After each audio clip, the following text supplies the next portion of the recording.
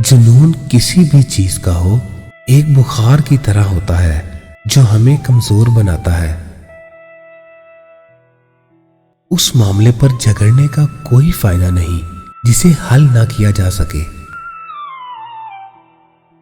उरूज के बाद जवाल बहुत अजियतनाक होता है। दौलत अमीर लोगों में हिर्स, लालच और कंजूसी की आदत को बढ़ाती है। अपनी नस्लों की हिफाजत कीजिए क्योंकि जैसे आज हम हैं वैसे ही हमारी अगली नस्ल होगी। जब भी बोलो सच बोलो क्योंकि टाल मटोल करना झूठ की तरफ पहला कदम है। लोग उन लोगों की कदर करते हैं जो उनकी कदर नहीं करते।